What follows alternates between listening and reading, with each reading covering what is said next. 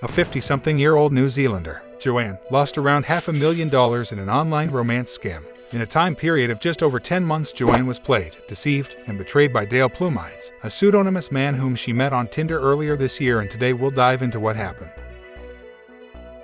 Joanne lives in the peaceful city of Wellington in New Zealand, and earlier in 2022, while browsing Tinder, she came across the impressive profile of Dale Plumides. Impressed, Joanne swiped right, and the very next day the two matched. With Joanne and Dale seemingly both being single parents, it looked like a match made in heaven, and over the next few weeks they exchanged contact information. A few days later, the man calling himself Plumides said he felt he could share anything with her. Dale presented himself as a hardworking and determined man, claiming that he was a civil engineer living in Auckland, an 8-hour drive from Wellington where Joanne lived. He said his father was an American businessman and his mother a New Zealander. He also stated that he worked in California, but after his father died he wanted to return to New Zealand to be with his mother. Dale claimed to be a man of many traits, as he presumably did rig constructions, renovations, and also constructed bridges. To make his story even more believable, he even sent a link to his company, which was apparently based in Dubai. Dale, now being 58 years old, stated that he thought of retiring to find someone to spend the rest of his life with and enjoy the fruits of his labor. "I want a woman who would be my best friend and partner in everything.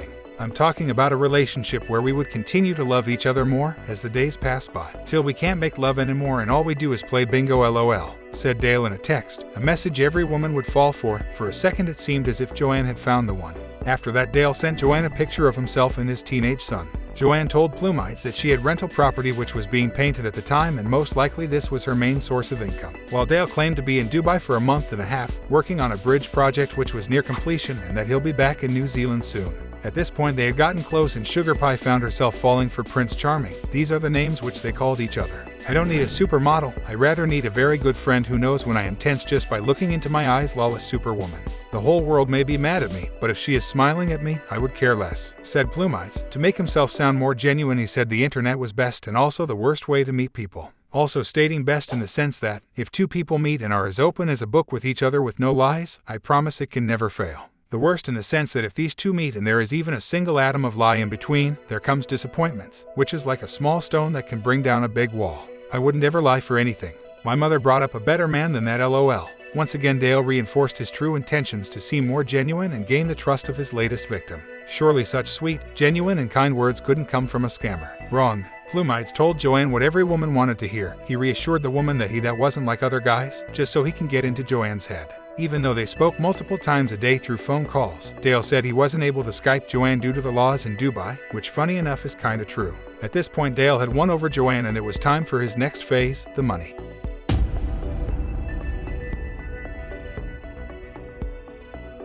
A couple of months later, Dale emailed his Sugar Pie about an incident which took place at work, which resulted in the injury of 4 employees, further delaying his return to New Zealand. He then asked if she could contribute $1,000 for the injured employees. She agreed, sold some assets, and sent the money to him.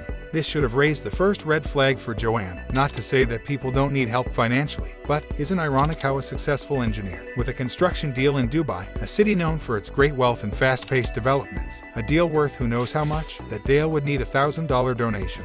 At first, however, this wasn't a big deal to Joanne, as the online lovebirds continued to talk, and they made plans for Joanne to meet Dale's 17-year-old son, who was going to be studying at the prestigious University of Auckland.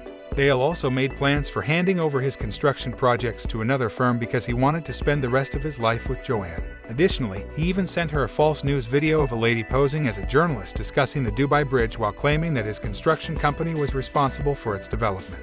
"I love you with all my heart. Never thought you could ever feel the way I feel about someone you've never met, but I do. You are my everything and I will do anything for you, just name it." To further increase the legitimacy of his scheme, Dale then proceeded to ask Joanne to log into his bank account to send money to a colleague. He also said he didn't want to keep his money in Dubai because he was afraid of hackers. In reality, Dale wanted to trick Joanne into believing he had legitimate funds so she could see it's a real bank account with actual cash flow.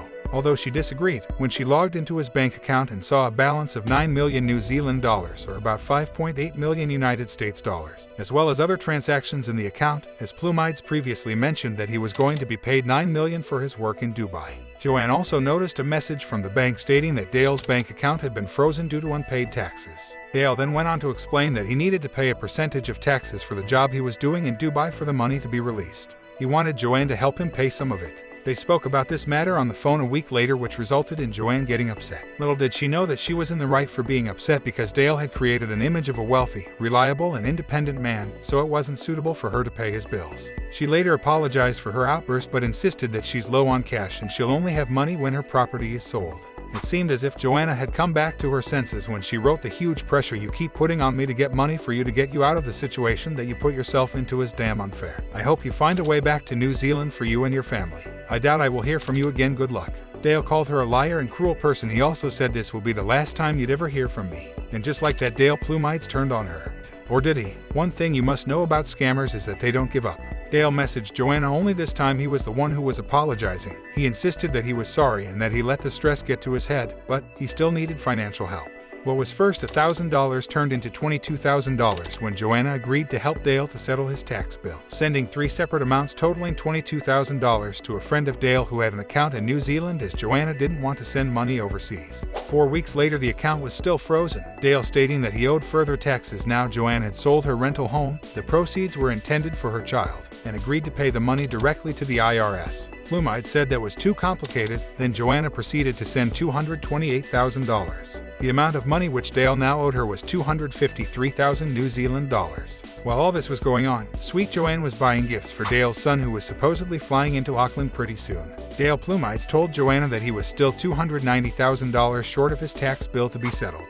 I'm like, are you f***ing kidding me? Seriously, this is your SH. You need to sort it out. Please make sure this is it before paying, as we will lose our home otherwise. Plumide said all would be well. That was the last straw. With that, unsuspecting Joanna had sent $500,000 to Dale Plumides, a man who she never even met. The truth.